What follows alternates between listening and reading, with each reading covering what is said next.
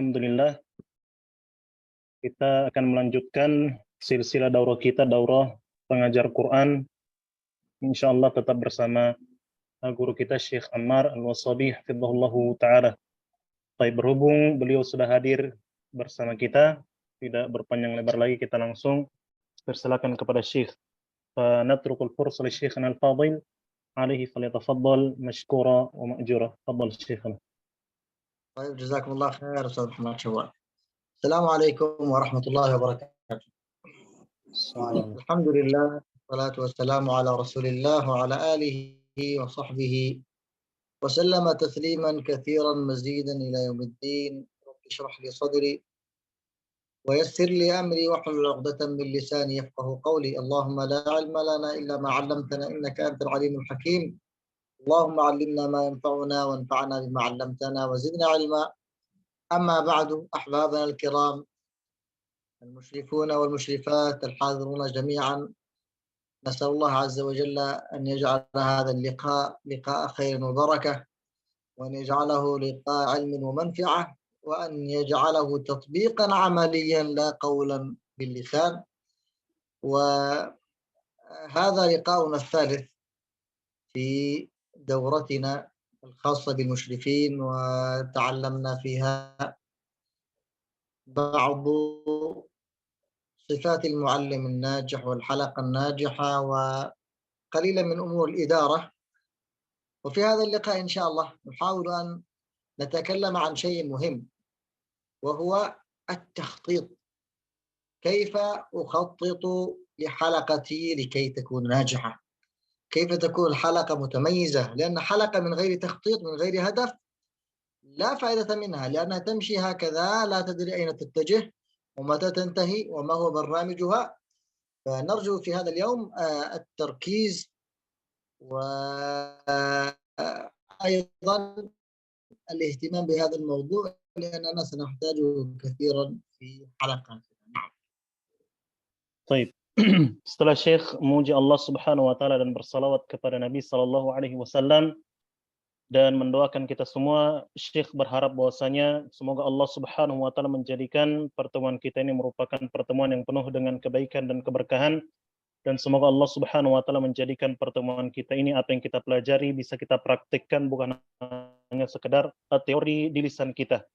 Baik, dan ini merupakan pertemuan ketiga kita dari daurah ini. Kita telah mempelajari beberapa hal di dua pertemuan kemarin. Kita telah membahas beberapa sifat guru yang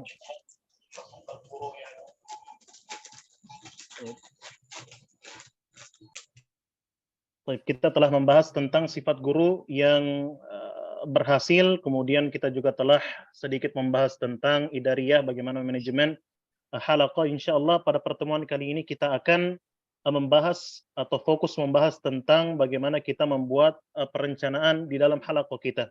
Tentunya tanpa adanya perencanaan ini kita tidak akan tahu kemana arah halaqah yang kita bina, dan kita tidak akan tahu kapan selesainya halaqah ini, dan kita tidak akan memiliki tujuan. Oleh karena itu pembahasan kita pada malam hari ini akan fokus dalam permasalahan takhtid atau perencanaan ini. Baik, fadhil Syekhna. طيب نعم، إذن نقول في البداية أي عمل نريد أن يكون ناجحا لا بد أن يتوفر فيه ثلاثة أمور. الأمر الأول التخطيط، والأمر الثاني التنفيذ، والأمر الثالث التقويم، وسنتكلم عليها إن شاء الله واحدة واحدة. نعم. Baik.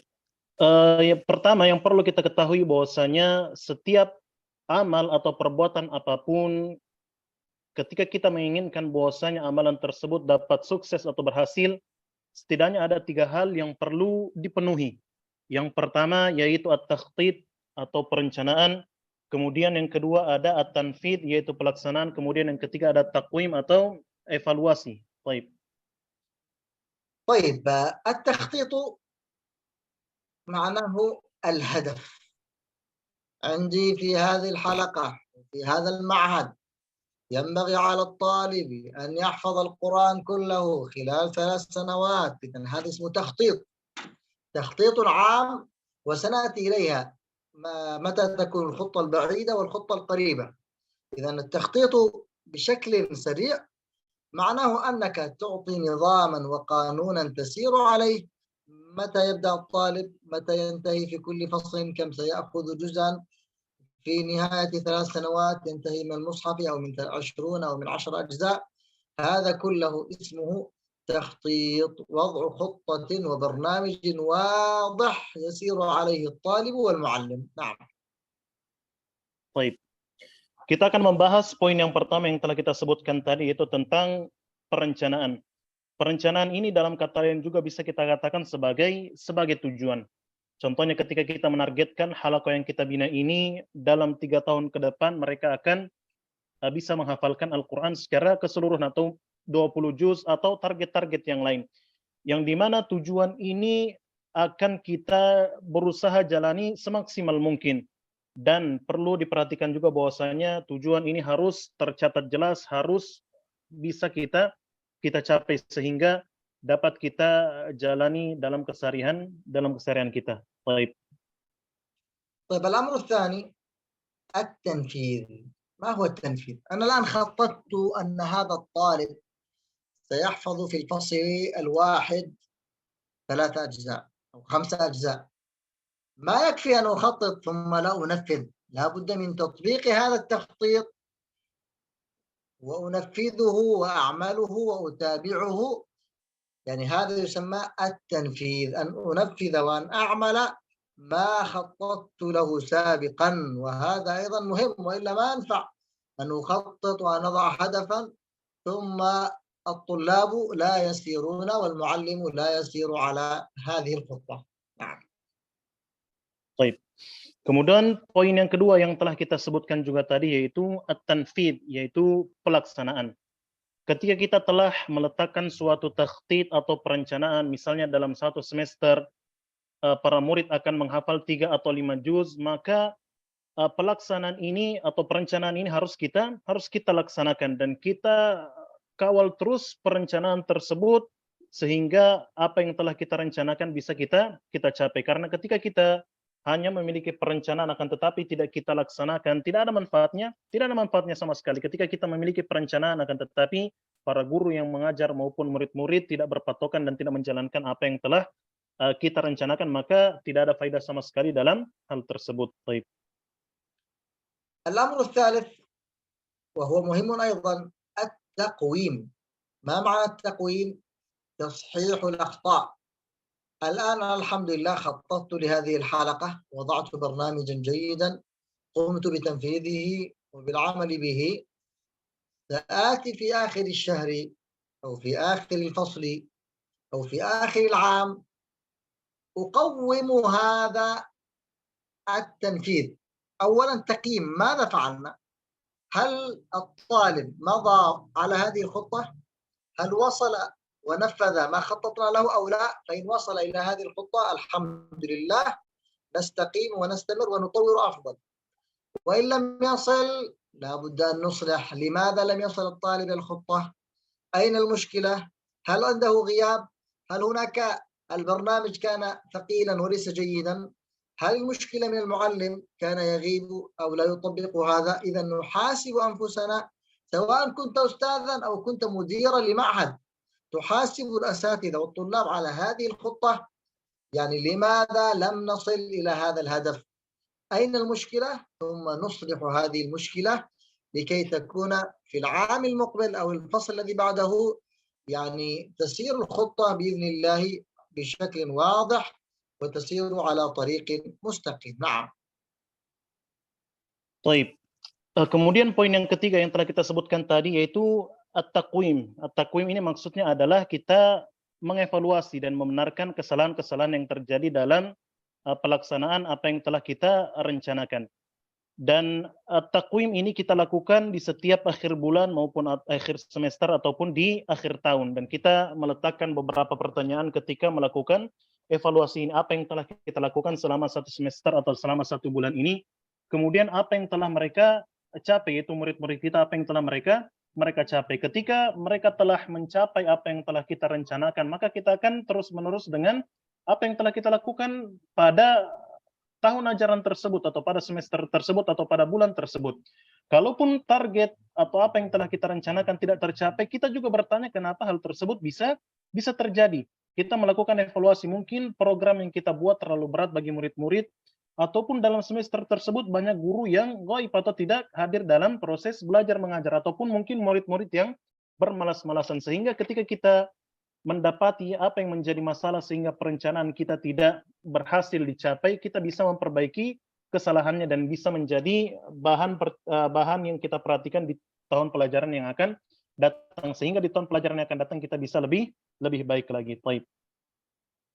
طيب أيها الأحباب، إذا نقول ينبغي على المعلم وعلى مشرف مثلا رئيس قسم التحفيظ وعلى الطالب أيضا الاعتناء بجانب الحفظ والمراجعة، ولا بد أن يكون هناك تخطيط يسير عليه المعلم ويسير عليه الطالب حتى لا تضيع الأوقات وتضيع الجهود ويكون الثمرة والنتيجة ضعيفة جدا. فالحلقة التي تسير وفق خطة واضحة وثابتة بإذن الله تكون هذه الحلقة ناجحة. لماذا؟ لأن سيكون فيها متابعة، سيكون فيها تقييم، سيكون فيها تقويم، سيكون فيها ملاحظات.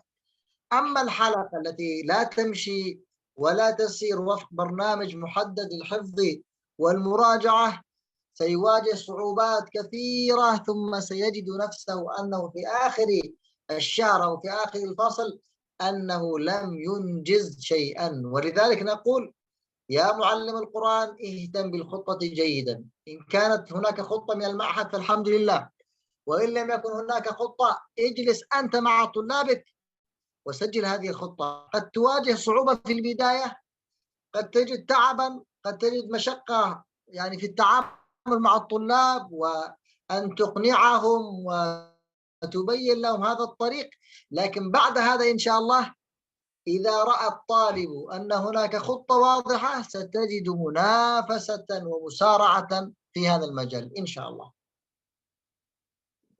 Baik. Maka dari itu Syekh berpesan kepada kita seharusnya bagi setiap musyrif ataupun guru ataupun mudir di suatu pesantren, bahkan murid-murid harus memperhatikan target hafalan maupun target murojaah mereka.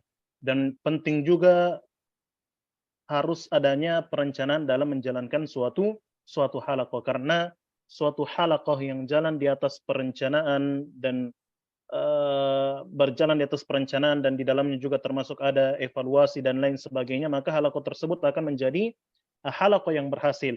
Sebaliknya ketika suatu halaqah tidak berjalan di atas suatu rencana atau tidak memiliki evaluasi dari setiap apa yang mereka lakukan, maka kedepannya mereka akan menghadapi berbagai macam kesulitan entah di akhir bulan ataupun di akhir semester, sehingga pada akhirnya mereka tidak akan mendapatkan apa-apa dari apa yang telah mereka lakukan selama tahun pelajaran tersebut.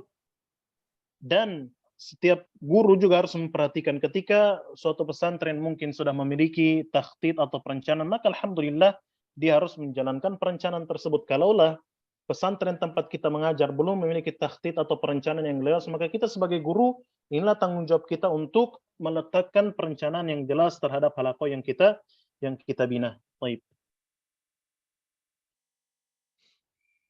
طيب الخطة بطبيعة الحال ممكن أن تنقسم إلى قسمين.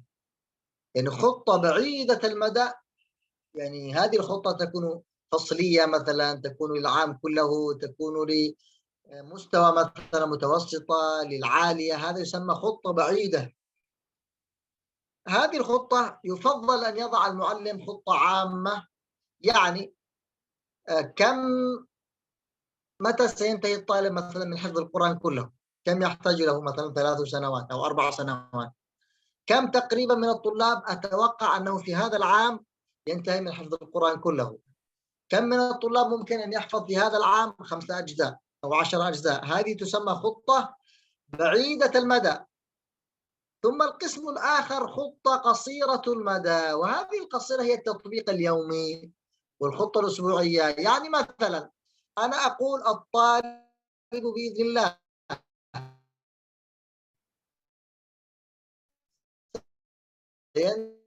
ينتهي من حفظ القرآن كله خلال 3 سنوات، إذا في كل شهر أريد أن يحفظ جزءا واحدا. إذا في كل أسبوع أريد أن يحفظ 5 صفحات. إذا أريده كل يوم أن يحفظ صفحة واحدة. إذا هذا هو التفصيل، الخطة البعيدة، ثم نضع خطة قريبة التي هي التطبيق اليومي. وبإذن الله إذا وجدت هاتين الخطتين البعيدة والقريبة ووجدت المتابعة لها سنجد تغييرا واضحا، لأنك ستحاسب نفسك في كل أسبوع وفي كل شهر هل وصل الطالب إلى الخطة أو لم يصل، ثم بعد ذلك تعدل وتغير وترتب على حسب مستوى الطلاب في الحلقة. نعم. طيب. Secara umum perencanaan atau takhtit ini terbagi menjadi dua. Ada yang disebut dengan perencanaan jangka panjang. Perencanaan jangka panjang ini yaitu perencanaan yang kita telah tetapkan misalnya dalam 1 tahun ataupun dalam satu tingkatan. Contohnya dalam tingkatan mutawassithah atau dalam tingkatan aliyah, kita memiliki target yang jelas ketika mereka telah menyelesaikan tingkatan tersebut apa yang akan mereka capai. Contohnya dalam tingkatan mutawassithah ataupun dalam tingkatan aliyah, mereka ditargetkan untuk menyelesaikan hafalan mereka 30 juz. Ini yang dimaksud dengan perencanaan jangka panjang. Demikian pula kita menargetkan berapa orang yang akan menyelesaikan hafalan dalam tahun ini, berapa yang akan menyelesaikan hafalan 5 juz, dan seterusnya. Ini juga termasuk perencanaan jangka panjang. Baik, kemudian ada juga yang disebut dengan perencanaan jangka pendek. Dan perencanaan jangka pendek ini itu apa yang kita lakukan dalam keseharian kita. Maka ketika dua hal ini telah terpenuhi dalam suatu halaqah, kita akan mendapati perubahan dan peningkatan yang sangat signifikan ketika kita mampu menerapkan dua hal ini. Dan contoh dari perencanaan jangka pendek tadi, misalnya kita targetkan setiap murid akan menghafalkan 1 juz dalam 1 bulan. Maka dari itu kita membagi 1 juz tersebut dalam beberapa pekan. Karena kita ketahui dalam 1 bulan ada 4 pekan, maka dalam 1 pekan mereka harus menghafalkan 5 halaman dan seterusnya. Maka inilah yang dimaksud dengan perencanaan jangka pendek. طيب أيها المعلمون والمعلمات، عندما تضع خطة سواء كنت معلما أو كنت مسؤولا في التحفيظ في معهد، لا بد أن ننتبه وأن نركز في هذه الخطة على أشياء. من هذه الأشياء أشرك الطالب معك في الخطة. يعني عندما تكتب الخطة اجعل الطالب يكون معك، يعني تضع الخطة أنت وهو، تقول له كم ستحفظ خلال شهر وكم سنة ومتى ستختم، وتضع لكل طالب خطة. إذا لم يكن للمعهد خطة عامة ضع لكل طالب على حسب مستواه خطة واضحة، ثم لا بأس أن تأخذ هذه الخطة وممكن أن تضعها في المسجد أو في المعهد حتى يرى الطالب كل يوم هذه الخطة ويزداد حماسا في تطبيقها، لأنه شارك المعلم في كتابة هذه الخطة، وسيكون للجميع إن شاء الله يعني الخير، لأن الجميع اشترك في هذه الخطة والجميع شارك في كتابتها، وإن شاء الله الجميع سيشارك في تطبيقها. نعم. Baik. Kemudian ketika kita menetapkan suatu perencanaan, ada beberapa hal yang harus kita perhatikan. Yang pertama, hendaknya kita melibatkan murid-murid yang kita ajar dalam penetapan takhtit tersebut. Kita tanyakan kepada murid-murid tersebut, berapa juz yang kau akan hafalkan dalam sebulan, dan kapan engkau targetkan engkau akan menyelesaikan hafalanmu. Ketika suatu pesantren tidak memiliki takhtit atau perencanaan yang jelas, maka kita bisa meletakkan takhtit perencanaan untuk setiap murid-murid yang kita ajar. Dan ketika kita telah menetapkan perencanaan tersebut dan telah kita tulis dengan rapi, kita bisa meletakkan perencanaan tersebut di masjid atau di kelas dan lain sebagainya, sehingga para murid-murid akan merasa bersemangat setiap mereka melihat perencanaan-perencanaan yang telah mereka buat tersebut. طيب الأمر الثاني من الأشياء المهمة عندما تضع الخطة مراعاة الفروق الفردية. تعلمون جميعا أن الطلاب في الحلقة الواحدة ليسوا سواء، بل أقول لكم الأولاد لأب وأم واحدة ليسوا سواء. هذا يختلف في حفظه وذكائه، هذا حريص جدا، هذا كسلان جدا، هذا متوسط. إذا لا بد عند كتابة الخطة ومراعاتها يعني أن ننظر إلى حال الطلاب ومستواهم ونعطي الطلاب على قدر المستوى. يعني هذا يحتاج في الخطة أن يكون كذا أعطيه كذا، هذا يحتاج إلى كذا أعطيه كذا، وإن كان النظام في المعهد للجميع مثلا أن يحفظوا كذا، لكن عند تطبيقها أنا كأستاذ أعلم أن هذا الطالب عنده مشكلة في الحفظ، هذا الطالب ما شاء الله ممتاز جدا في الحفظ، هذا متوسط. إذا لابد أن يكون هناك تفريق بين الطلاب، وأن تفهم كل طالب بإذن الله ستجد ثمرة طيبة. فلا تجعل الطلاب كلهم سواء وكلهم يحفظون سواء وتريد الجميع أن يكون متقنا سواء، هذا من الصعب جدا. فينبغي أن ننتبه لهذه النقطة جيدا. Baik. Kemudian poin yang kedua yang perlu kita perhatikan ketika kita meletakkan suatu perencanaan dalam pembinaan halaqah kita, hendaknya kita melihat keadaan dari setiap murid yang kita ajar. Tentunya setiap murid yang kita ajarkan mereka tidak akan berada dalam satu tingkatan yang sama. Bahkan anak-anak yang berasal dari orang tua yang sama, mereka juga cenderung memiliki perbedaan. Di antara mereka mungkin ada yang rajin, di antara mereka ada yang bermalas-malasan, di antara mereka ada yang bersemangat. Maka dari itu pentingnya ketika menyusun perencanaan kita melihat perbedaan-perbedaan ini. Dan walaupun dalam suatu pesantren mungkin kita mendapati ada target yang harus dicapai oleh seluruh murid secara keseluruhan, akan tetapi kita sebagai guru yang senantiasa berinteraksi setiap hari dengan murid-murid yang kita ajar, kita lebih tahu kemampuan murid-murid yang kita ajar. Karena untuk bisa mengajarkan murid-murid dan membuat mereka mencapai satu target yang sama dengan tingkatan itqan, kemungkinan yang sama, ini merupakan suatu yang sulit untuk dicapai karena kita tahu tadi keadaan setiap murid yang kita ajar berbeda-beda. Baik.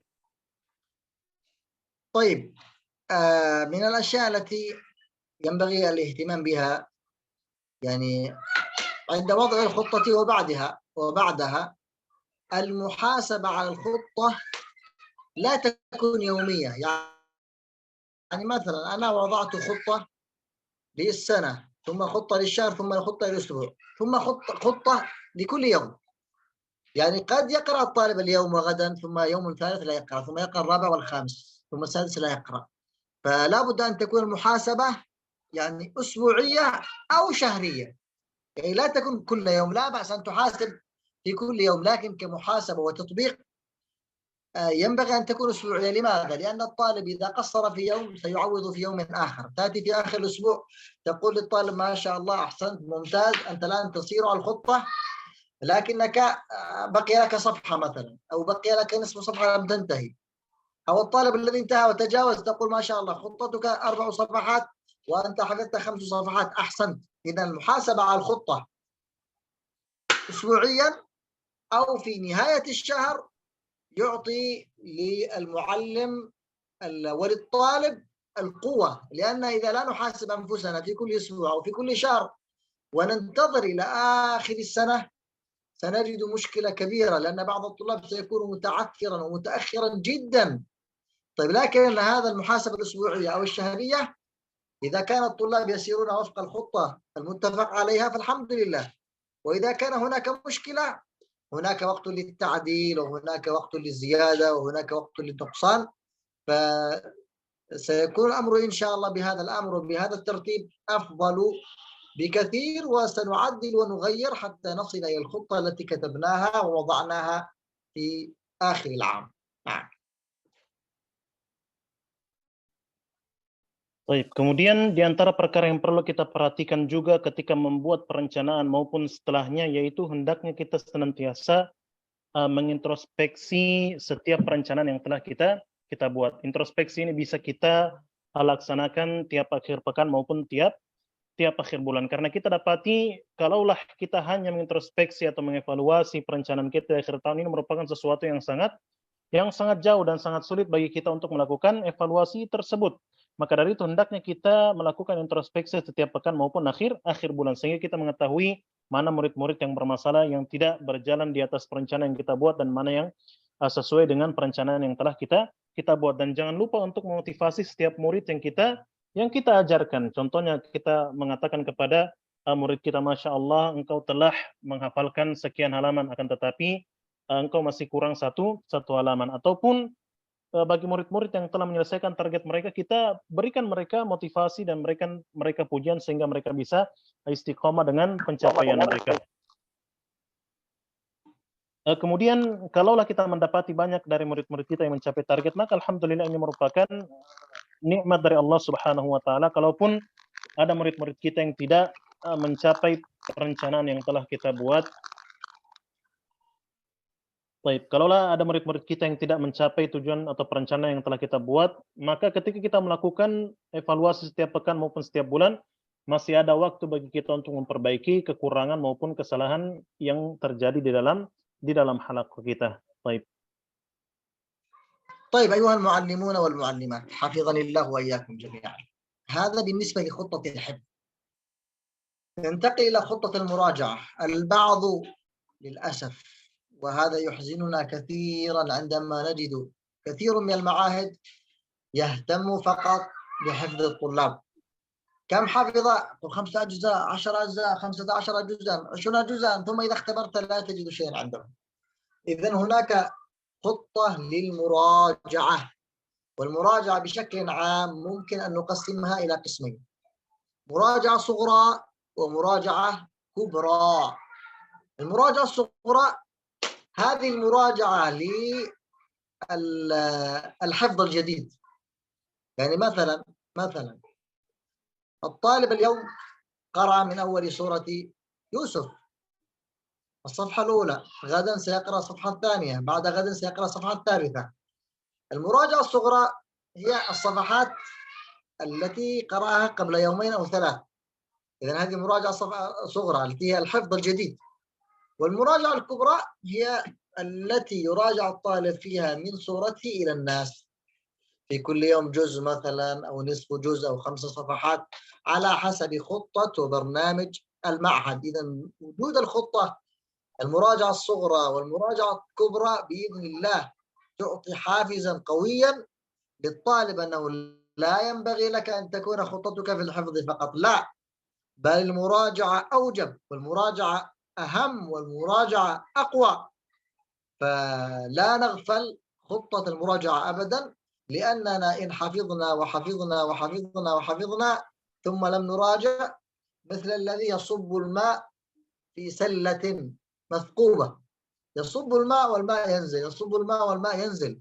فلا نريد ذلك، نريد أن يكون وعاء مكتملا نضع الماء فيه فنحتفظ فيه حتى يمتلئ هذا الوعاء. وهذا نريد الحفظ أن يوجد في العقل ويوجد حتى يكتمل حفظ المصحف كله، أو 20 جزءا أو 10 أجزاء أو 5 أجزاء، ويبقى هنا ويكون متقنا قويا إن شاء الله. نعم. Baik. Itulah tadi apa yang telah kita bahas terkait perencanaan bagaimana kita membuat perencanaan dalam hafalan murid-murid yang kita ajarkan. Kemudian terkait murojaah, ini juga merupakan hal yang penting untuk kita perhatikan. Sebagian besar pesantren sangat disayangkan kita dapati mereka hanya fokus membuat perencanaan hafalan bagi murid-murid mereka, sehingga mereka menghafalkan 5 juz, 10 juz, 15 juz, dan seterusnya. Akan tetapi ketika diuji, hampir-hampir mereka tidak bisa menjawab setiap pertanyaan yang diajukan kepada mereka. Maka dari itu, murojaah ini sangat penting untuk diperhatikan. Dan secara umum, murojaah ini terbagi menjadi 2. Apa yang disebut dengan murojaah sughra dan apa yang disebut dengan murojaah kubra. Murojaah sughra yang dimaksud adalah memurojaah hafalan-hafalan yang baru dihafalkan 2 atau 3 hari yang lalu. Contohnya, seorang murid yang menghafalkan surat Yusuf. Hari ini yang menghafalkan halaman yang pertama, kemudian besok halaman yang kedua, kemudian besok lusa lagi dia menghafalkan halaman yang ketiga, maka pada hari yang ketiga dia memurojaah dari halaman 1 sampai halaman yang ketiga. Itu yang dimaksud dengan murojaah sughra. Kemudian ada yang disebut juga dengan murojaah kubra, yaitu setiap murid dalam 1 hari memurojaah 1 juz atau setengah juz atau 5 halaman sesuai dengan apa yang telah kita rencanakan. Dan ikhwah sekalian, perencanaan yang telah kita buat atau yang kita akan susun jangan hanya terfokus pada menambah hafalan saja, karena murojaah ini lebih penting untuk kita perhatikan, karena seorang yang menghafal tanpa memperhatikan murojaah ia ibarat seorang yang mengisi air dalam keranjang yang berlubang. Tidak ada manfaatnya dia mengisi air pada keranjang yang lubang, karena setiap mengisi air pada keranjang yang lubang, maka air tersebut akan segera habis. Inilah ibarat orang-orang yang menghafal tanpa murajaah. Baik. طيب أحبابنا الكرام، هذا بالنسبة لخطة المراجعة، وأنا أحاول أن أتكلم سريعا حتى لا يعني نطيل فيها، وإلا هناك بعض التفاصيل، لكن أنا أعطي الخلاصة التي ممكن أن نستفيد منها خلال هذه الدقائق المعدودة. إذا تكلمنا على خطة الحفظ ثم خطة المراجعة، بقي خطة التحسين والتلاوة، وهي مهم جدا. يعني أيضا وجدنا من يحفظون 10 أجزاء 20 جزءا مصحفا، لكن تسمع لتلاوته كأنه لم يحفظ شيء.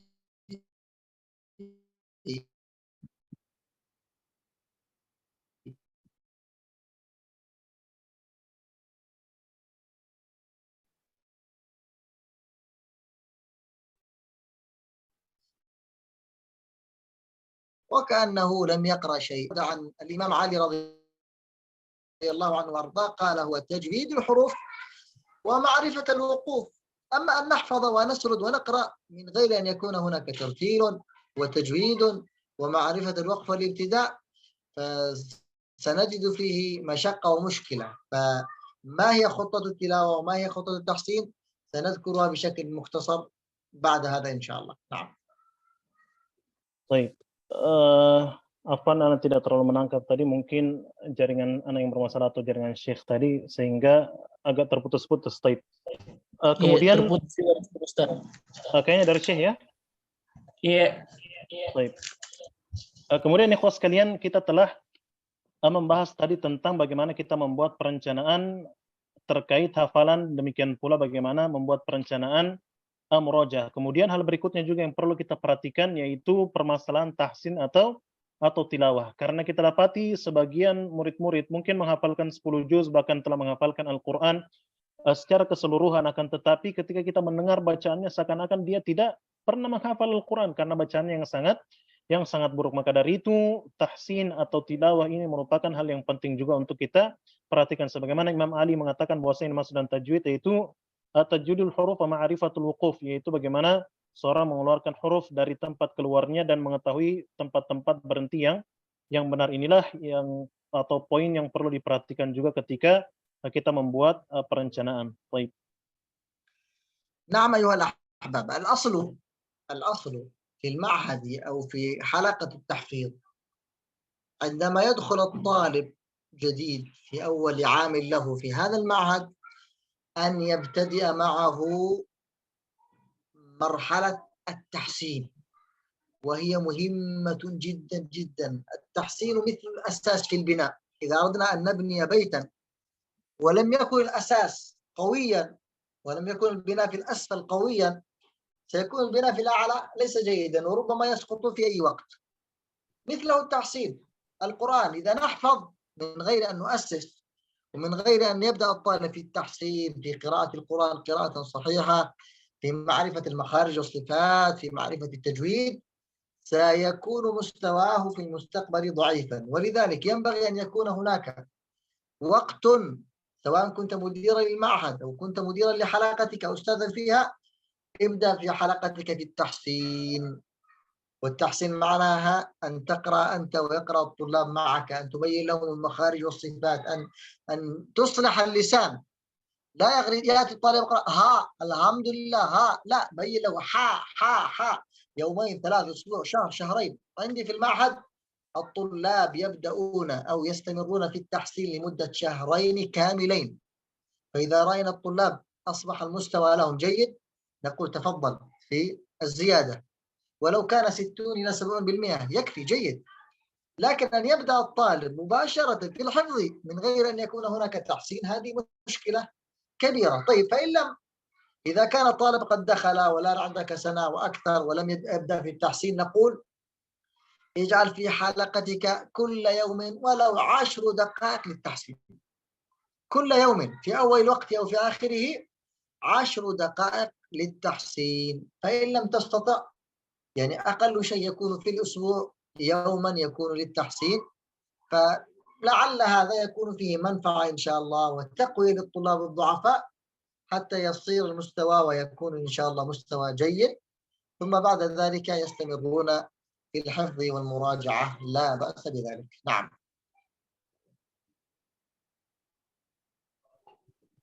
Baik. Ikhwas sekalian, kemudian di antara perkara yang perlu kita perhatikan juga terkait tahsin tilawah ini, hendaknya murid-murid baru yang kita ajarkan, hendaknya kita memulai pengajarannya dengan mengajarkan mereka tahsin, memperbaiki bacaan mereka, karena tahsin ini ibarat pondasi dari suatu bangunan, yang dimana ketika pondasi ini kuat atau kokoh, maka bangunan yang terbangun di atasnya juga akan kokoh. Sebaliknya ketika pondasi ini buruk atau jelek, maka bangunan juga tidak akan kokoh, bahkan bangunan tersebut mungkin akan roboh. Maka dari itu murid-murid yang mulai menghafal tanpa diperhatikan tahsinnya, pada akhirnya tingkatannya akan sangat lemah. Maka dari itu Syekh berpesan hendaknya ketika kita memulai mengajar murid baru, kita mulainya dengan tahsin. Dan yang maksud dan tahsin ini adalah kita sebagai guru membacakan surah-surah tertentu, kemudian diikuti oleh murid-murid yang kita ajarkan. Kemudian kita memperbaiki satu persatu bagaimana penyebutan mereka. Sebagaimana yang beliau terapkan di tempat beliau mengajar, bahwasanya bagi murid-murid baru, maka mereka akan ada waktu selama 2 bulan penuh untuk fokus memperbaiki bacaan mereka. Ketika ada murid-murid yang sudah bagus level tahsinnya, maka mereka dipersilahkan untuk memulai hafalan mereka.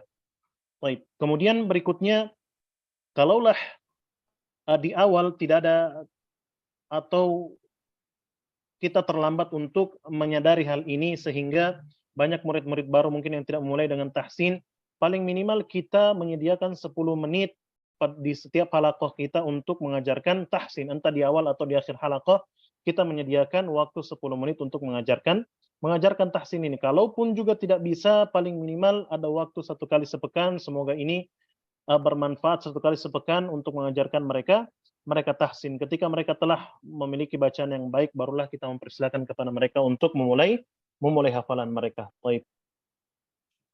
نعم. ختاما بالنسبة لوضع الخطة وترتيبها ينبغي لكل معلم أن يحرص عليها، بل أقول لك أيها المعلم وأيتها المعلمة، اجعل لنفسك أنت خطة في تطوير نفسك وفي تأهيل نفسك. أنت الآن عرفت ما هي صفات المعلم الناجح، فما الذي ينبغي عليك أن تفعل؟ أسجل ما هي الصفة التي ليست موجودة عندي، كذا وكذا وكذا وكذا. طيب ما هي خطتي لكي أصل إلى هذه الصفة؟ كذا وكذا وكذا وكذا. كيف يتم تنفيذها والعمل بها؟ كذا وكذا وكذا وكذا. بعد أن أفعل هذا كله أبدأ في التنفيذ مباشرة. لا أقول أنا مستواي ضعيف، هذه صفة المعلم ليست موجودة معي، ليست موجودة لا بأس. في هذا العام هذه الصفات ليست موجودة، إن شاء الله إذا عندك خطة واضحة العام المقبل يكون الأستاذ فلان غير الأستاذ فلان الذي كان في العام الماضي، يكون مستواه أصبح جيدا، أصبح متقنا للحفظ، أصبحت تلاوته جيدة، أصبح تدريسه ممتاز، عنده أسلوب في خطة وفي كتابة الخطة والأهداف للطلاب. إذا لا بد أن تطور وأن تؤهل نفسك وأن تضع لنفسك خطة تسير عليها، ثم اكتب لطلابك خطة. ابدأ من الآن، من هذه اللحظة، قل عندي 8 طلاب 10 طلاب مستوى فلان كذا ومستوى فلان كذا ومستوى فلان كذا، هذا في صورة كذا، هذا مشكلته كذا. اجلس في نفسك ساعة واحدة في كل أسبوع، اجعلها لله فقط، اجعلها لله أنك بهذا التخطيط وبهذا الترتيب تريد أن تغير مستوى الطلاب إلى الأفضل، والله وبإذن الله ستجد توفيقا وتيسيرا وسعادة، لأنك تمشي على خطة واضحة وطلابك يسيرون على منهج واضح. نعم، تفضل. Baik. Sebagai penutup, Syekh berpesan bahwasanya perencanaan-perencanaan yang telah kita bahas pada pertemuan kali ini seharusnya dapat kita laksanakan dengan semaksimal mungkin. Setiap dari kita sebagai guru hendaknya bersemangat untuk menerapkan dan membuat perencanaan ini. Dan tentunya dalam membuat perencanaan ini kita memulai dari diri kita. Bagaimana kita mengembangkan diri kita dan mempersiapkan diri kita untuk menjadi menjadi lebih baik. Sebagaimana telah kita bahas tentang sifat guru-guru yang sukses, maka kita mulai menulis dari sekarang apa yang tidak ada pada diri kita.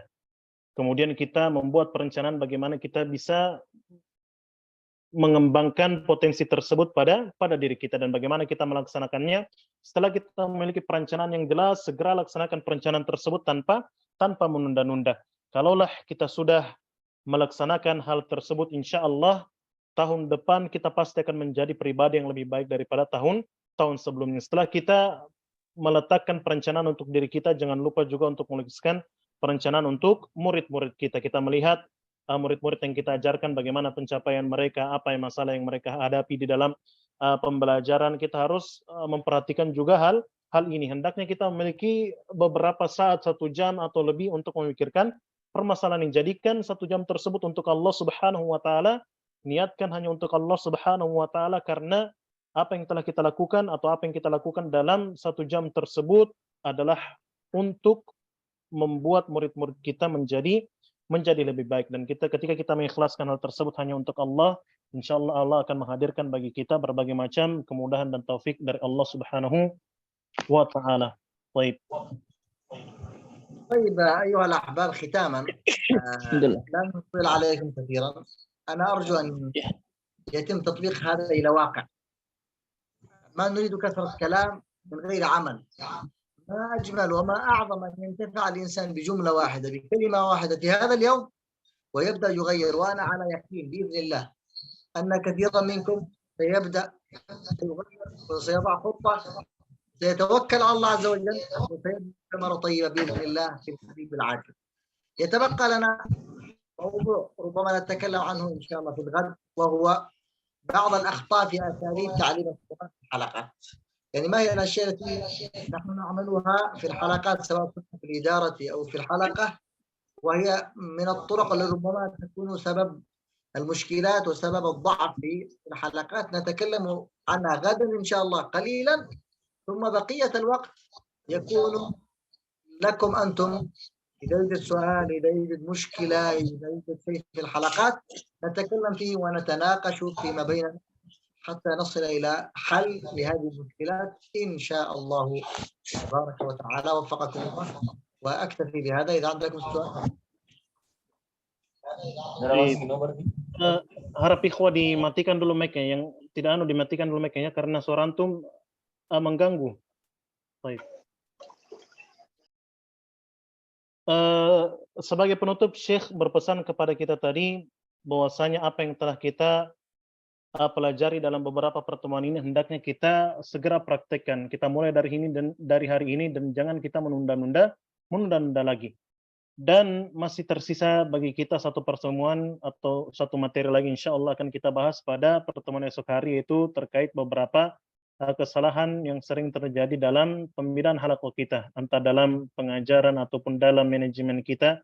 Insya Allah kita akan bahas pada pertemuan besok. Taib. Kalau ada pertanyaan yang mau bertanya secara langsung, sekali lagi yang bertanya secara langsung hanya yang mau bertanya dengan bahasa Arab. Taib. Kita akan selang-seling dengan pertanyaan yang ada di kolom chat. Kita persilakan dulu kalau ada ikhwah yang mau bertanya secara langsung dan bahasa Arab, silahkan raise hand atau angkat tangan. Taib.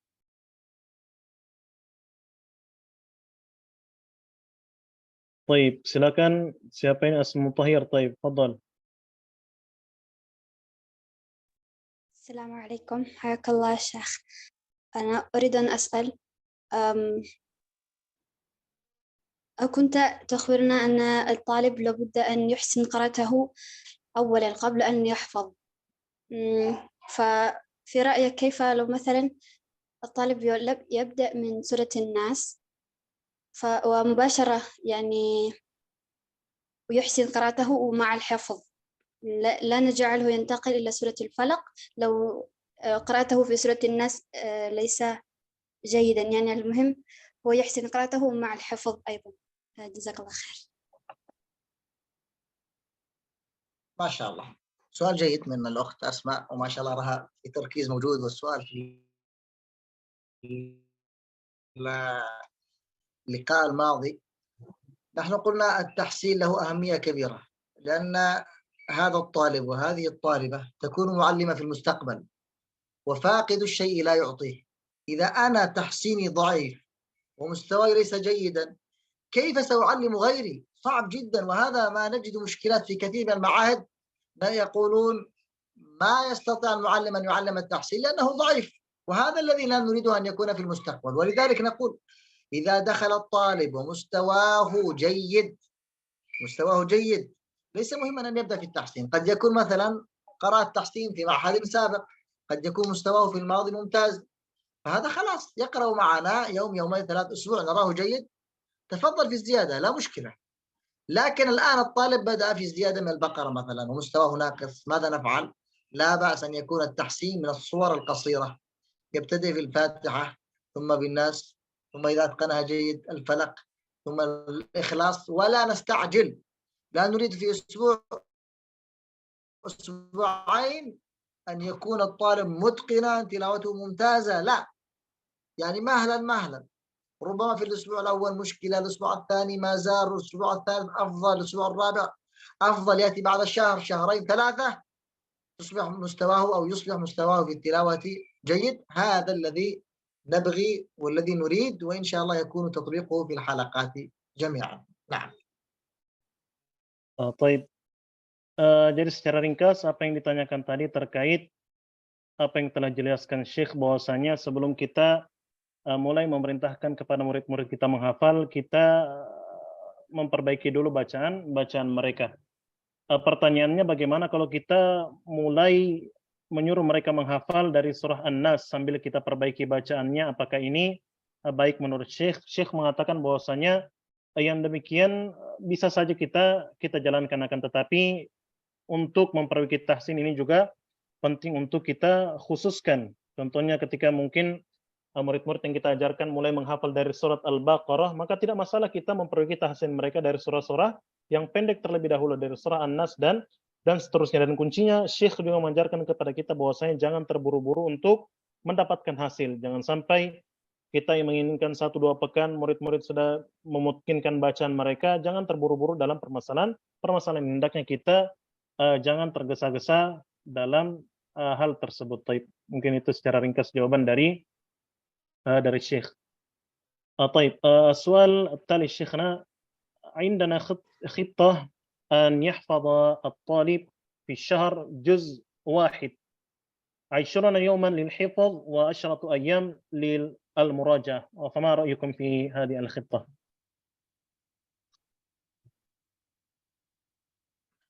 طيب هي خطة جيدة، لكن لا نخصص 20 يوما خاص للحفظ و10 أيام للمراجعة. ما أراه جيد جدا، لكن إن كان الطلاب يلتزمون به وكانت، لكن الأفضل أن يكون في كل يوم هناك زيادة وهناك مراجعة. إذن الموازنة بين الحفظ والمراجعة في كل يوم مهم جدا للمستوى.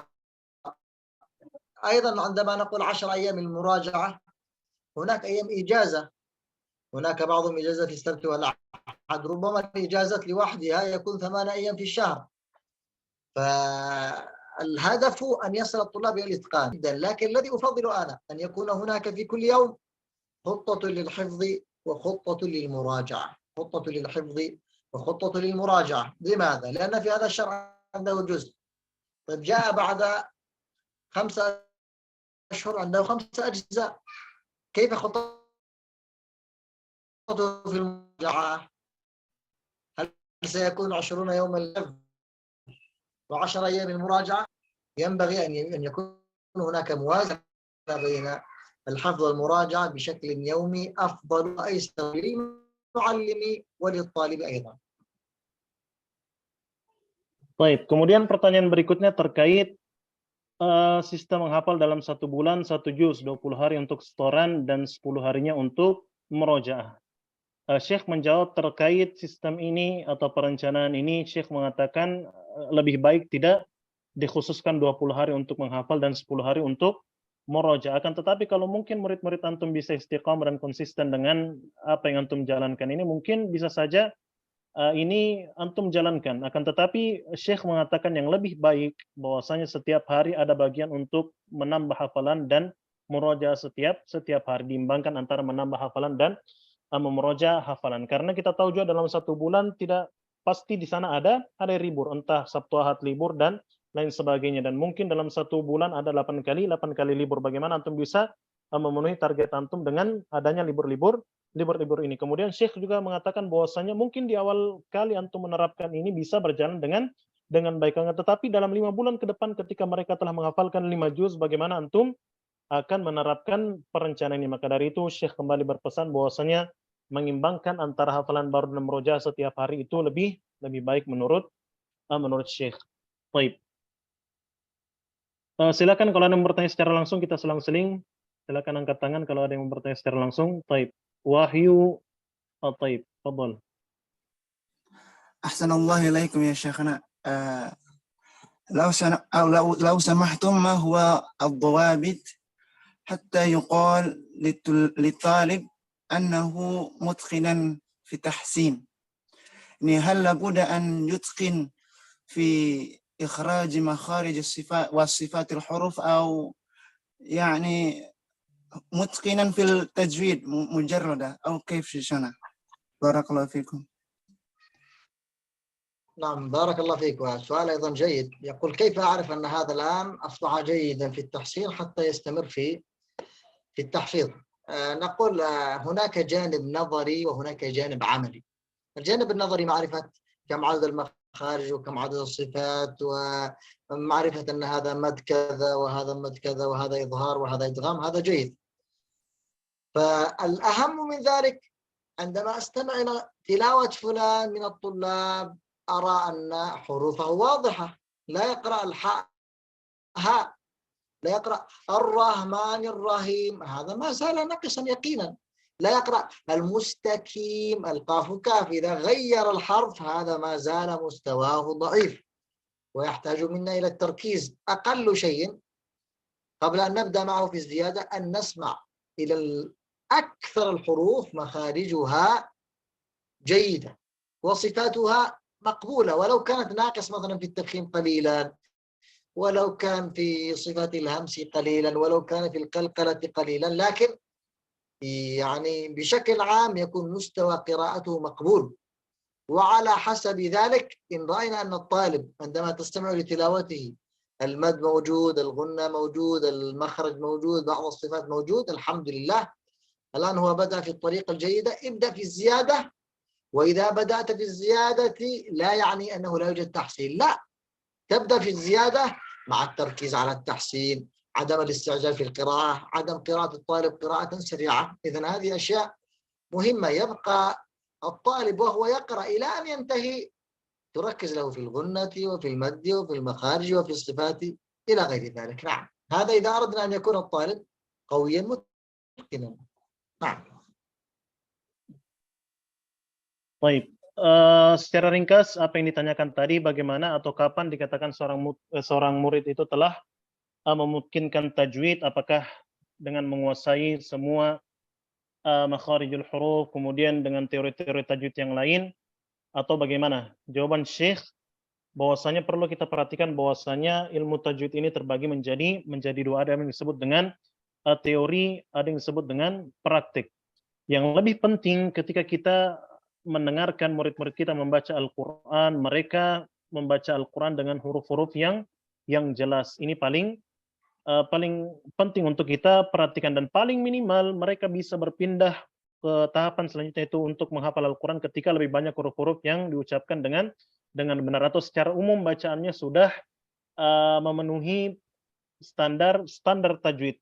Tidak mesti 100%, akan tetapi paling minimal lebih banyak yang benar daripada yang salah. Barulah kita boleh menganjurkan murid tersebut untuk mulai menghafal. Akan tetapi kita tidak tinggalkan begitu saja mereka menghafal, akan tetapi sembari mereka menghafal kita tetap memperbaiki kekurangan-kekurangan yang terjadi dalam bacaan mereka. Taib.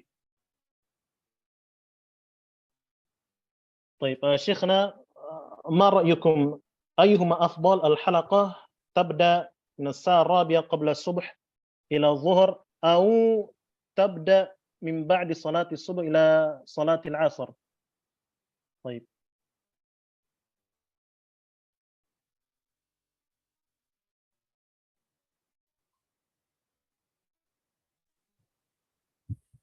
ما تبدأ الحلقة يا أستاذ من الصباح إلى العصر أو تنتهي؟ لم أسمع جيدا السؤال. أيهما أفضل يا شيخنا؟ الحلقة تكون من قبل صلاة الصبح إلى صلاة الظهر، أو من بعد صلاة الصبح إلى صلاة العصر؟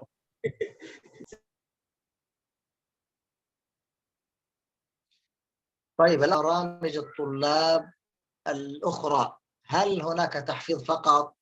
هل هناك دراسة علوم شرعية، لغة عربية؟ هل هناك مواد أخرى يدرسونها؟ فهذا الجواب لا تستطيع أن تقول الأفضل كذا أو كذا. الأفضل هو كيف وجود الطلاب واستعدادهم وحضورهم وتركيزهم. هذا هو الوقت الأفضل، سواء كان قبل الصبح أو كان بعد الصبح أو كان قبل العصر أو بعدها. لا يهم الوقت بقدر ما يهم يعني كيفية استعداد الطلاب وكيفية برامجهم السابقة. يعني إذا كان الطلاب مثلا إلى العشاء وينامون بعد العشاء مباشرة، فجيد أن تكون الحلقة قبل الصبح مثلا، أو يكون الحلقة بعد الصبح مباشرة.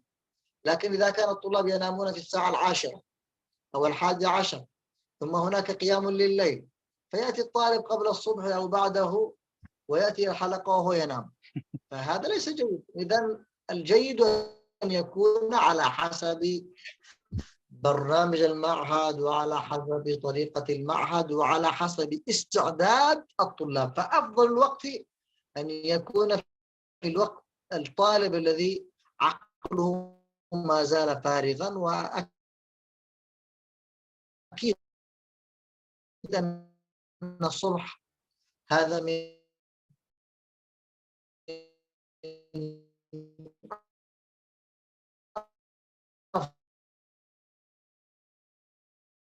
أفضل الأوقات. نعم. Baik, kemudian pertanyaan berikutnya apa tadi ya? Dari APA Asia, terkait yang mana lebih bagus atau lebih baik, apakah menghafal mulai jam 4 sampai zuhur atau setelah subuh sampai asar? Saya mengatakan kita tidak bisa menjawab secara langsung yang mana lebih utama. Kita perlu memperhatikan lagi bagaimana program-program yang berlaku di pondok tersebut, apakah ada pelajaran lain selain tahfidz, dan kita mempertimbangkan banyak perkara-perkara yang lain.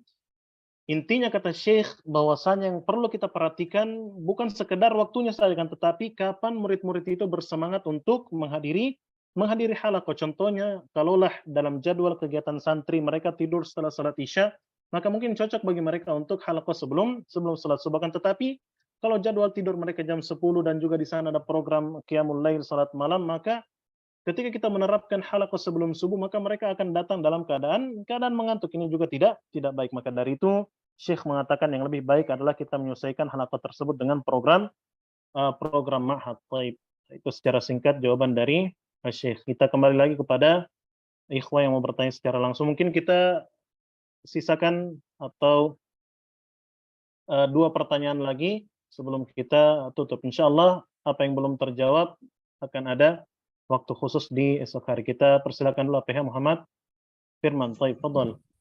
Baik. Naam, syukran Syekh.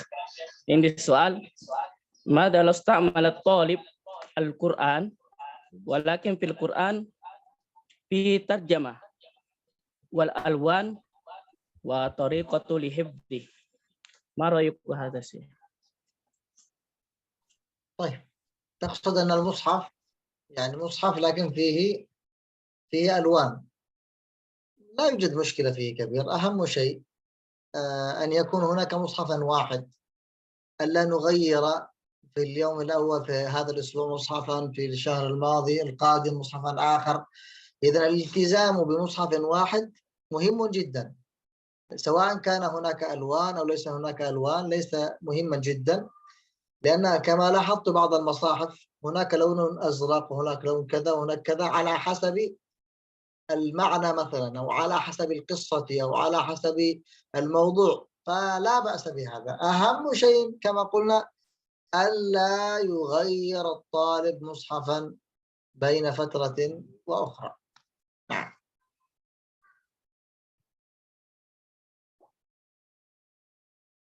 Baik, kemudian pertanyaan berikutnya yaitu bagaimana pendapat Syekh tentang sebagian santri yang menghafal menggunakan mushaf yang ada terjemahnya ataupun ada warna-warni tajwid di dalamnya. Syekh mengatakan bahwasanya hal tersebut tidak masalah. Yang penting santri tersebut menghafal dengan satu mushaf, tidak mengganti-ganti dengan mushaf yang lain. Pekan ini menggunakan mushaf ini, kemudian pekan depan mushaf yang lain, bulan depan mushaf yang lain lagi. Ini merupakan perkara yang tidak baik. Hendaknya setiap santri menghafal dan fokus dengan satu mushaf yang ia gunakan. Baik. Baik, pertanyaan terakhir kita persilakan kepada HP Hajar. Untuk yang belum terjawab pertanyaan Najib, silakan simpan pertanyaan antum. Insyaallah di pertemuan terakhir kita ada waktu khusus untuk menjawab pertanyaan. Baik, fadhal. Ya, syukran Ustaz. كيف حالكم يا شيخنا؟ حياكم الله أستاذ هاجر. أهلا وسهلا. طيب شكرا على هذه الفرصة لي. سؤالي يا شيخ ممكن سؤالان. السؤال الأول قد نجد الطالب عنده صفة ماذا اللصقة ربما اللصقة يا cadel لصقة أو في الراء. الفأفأة. ممكن الفأفأة عنده صفة الفأفأة. هل عنده طريقة خاصة لمثل هذا الطالب؟ والسؤال الثاني يا شيخ ممكن يذكر السائل آنفا الطالب أحيانا يحفظ من مصحف فيه كتابة أندونيسية، يحفظ من كتابة أندونيسية، لا يقرأ من كتابة العربية لكن فيه ترجمة من لغة أندونيسية شيخ. كيف يحفظ هذا؟ شكرا شيخنا. طيب، نعم أحسن الله إليك أستاذ هاجر، بارك الله فيك. بالنسبة للسؤال الأول نسيته، ذكرني. استغفر الله. صفة اللصق أو ذكرتها. نعم ذكرت. هناك صفات بعض الأحيان تكون خلقية، هناك صفات خلقية، هذه تحتاج منا إلى وقت طويل وتحتاج إلى تدريب. يعني كثير من طلابنا، أو كان عندي بعض الطلاب في معهدي الآن هنا مفتاح الجنة، كان عنده مشكلة أنه إذا ابتدأ في القراءة أعوذ بالله، خصوصا في الألف، يريد أن ينطق فيجد ثقلا يعني جدا، وربما يستحي أنه يقرأ أمام الطلاب لأن عنده هذه المشكلة. فكنت أقول له لا بأس، أنت تستطيع. فكان يقرأ عندي، يقرأ أعوذ بالله، أقول كرر، يقول أعوذ بالله، كرر، أعوذ بالله، كرر، أجعله يكرر 5 6 7 8 10 في وقت واحد، ثم أجعله يستمر في اليوم الثاني، في اليوم الثالث، في اليوم الرابع، في اليوم الخامس. يعني سبحان الله، يعني بعد أخذ طبعا وقتا طويلا ما يقارب سنة، لكن بعده خلاص يبدأ أعوذ بالله من الشيطان الرجيم، أخذ الثقة بنفسه مثل الفأفأة. فقال لهم هذا يحتاج منك أن تشجعه وأن تعينه وأن تقول لا بأس، سيكون جيدا في المستقبل، ولا تقول هذا لا يستطيع، هذه مشكلته. لا، حاول معه، حاول مرات ومرات ومرات من غير أن تضحك على الطالب. شجعه، علمه، ساعده، ستجد إن شاء الله أنه يتحسن قليلا قليلا قليلا ويكون مستواه أجمل وأفضل بإذن الله. أما بالنسبة للمستوى الآن الذي هو يقرأ من الترجمة مباشرة، حقيقة ما أراه جيدا. لماذا؟ لأن الصفات ستكون غير جيدة، لأن المخرج ليس جيدا. عندما يقرأ الذي يوسوس ما يوجد الذاء، سيقرأ الزاء، إذا سيتغير المخارج كله، وهذا ليس جيدا. إذا كان السؤال السائل أن الطالب يقرأ من الترجمة مباشرة، هذا ليس صحيحا. لماذا؟ لأن المخارج والصفات تكون ناقصة. لكن إذا كان يقرأ يعني الذي في الأعلى ويستعين في الأسفل للتلاوة للتدريب في البداية، لا بأس. بعض الأحيان يكون للتدريب في بداية الأمر يقرأ من الترجمة لأنه ما يستطيع أن يقرأ، لكن لابد أن نعلمه قليلا. هذا حرف الذاء، أخرج اللسان، ذا ليس الزاء. هنا حرف العين ليس همزة، تعلم لا تعلم.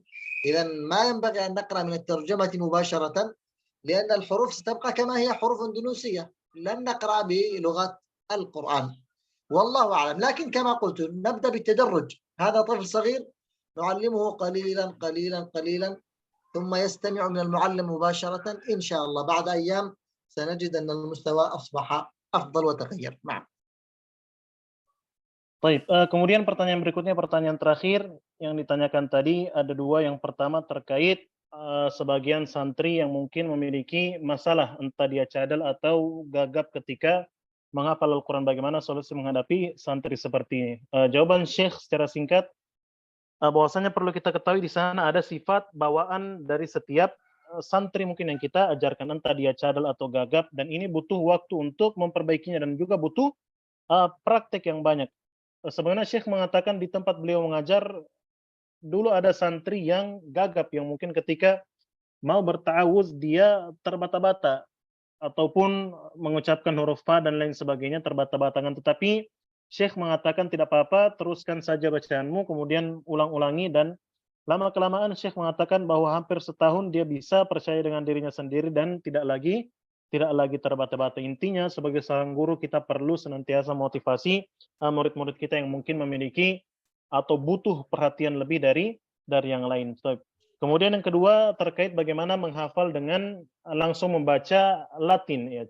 Sebagian Al-Quran kita dapati ada tulisan Latin dari ayat-ayat Al-Quran. Maka Syekh mengatakan ini sesuatu yang tidak baik, karena ketika seorang menghafal dari huruf-huruf Latin yang terdapat dalam mushaf itu akan merusak makhraj dan sifatnya. Akan tetapi Syekh mengatakan bagi anak-anak mungkin yang kita ajarkan perlu tadarruj, perlu perlu bertahap, ya. Kemudian jangan membiasakan mereka untuk membaca dan menghafal dari Latin, karena hal tersebut akan merusak makhraj dan sifatnya. Itu mungkin secara singkat apa yang bisa Anda tangkap dari jawaban Syekh tadi. Taib. Kita cukupkan karena sudah larut malam. Kita cukupkan dulu untuk pertanyaan ini. Insyaallah pertanyaan-pertanyaan antum yang belum terjawab, insyaallah akan kita silakan antum angkat kembali di pertemuan terakhir, di pertemuan khusus untuk problem solving, untuk menjawab pertanyaan-pertanyaan antum. Taib. Saya kembalikan ke moderator kita. Taib, fadhal. Alhamdulillah, itulah materi yang sempat kita terima pada malam hari ini, ikhwan dan akhwat sekalian. Semoga apa yang bisa kita terima bisa kita amalkan dengan baik dan bermanfaat untuk kita semua. Sebagai penutup untuk pertemuan kita pada malam hari ini, info untuk setiap peserta berkaitan dengan ujian bagi yang ingin mengambil sanad, ujian sanad. Jadi sebagai penutup, bagi yang ingin ikut ujian, silahkan memilih satu saja. Tapi ini sifatnya tidak wajib untuk setiap peserta, hanya yang ingin saja. Jadi silahkan pilih satu matan yang ingin diujiankan. Misalnya antara matan Al-Jazari atau Tuhfatul Atfal. Nah, lalu syarat selanjutnya menghafal matannya dengan mutkin, tentu dengan artinya juga. Jadi memahami matannya dan juga artinya. Selanjutnya mampu berkomunikasi dengan syekh kita atau mampu berbahasa Arab. Adapun syarat-syarat selanjutnya, ketentuan selanjutnya, silahkan bagi yang merasa mampu atau sudah bisa memenuhi kriteria ujian, silahkan langsung melapor ke admin grup masing-masing. Adapun pendaftaran untuk ujian ini paling lambat kita terima hari Rabu tanggal 11 Januari. Jadi pendaftaran untuk ujian paling lambat hari Rabu tanggal 11 Januari. Karena sebagaimana kita tadi siang, tiba-tiba ada uzur kan, karena memang waktu beliau juga lumayan padat. Jadi usahakan untuk setiap peserta mempergunakan waktu ini dengan baik. Kami tunggu pendaftaran terakhir hari Rabu tanggal 11 Januari 2023. Baik, ikhwan sekalian, melihat waktu juga semakin larut, kita tutup majelis kita dengan doa kafaratul majelis. Subhanakallahumma bihamdik, asyhadu an la ilaha illa anta astaghfiruka wa atubu ilaik. Barakallahu fikum. Semoga lancar pertemuan besok hari. Assalamualaikum warahmatullahi wabarakatuh. Waalaikumsalam. Assalamualaikum warahmatullahi wabarakatuh. Jazakallah khair.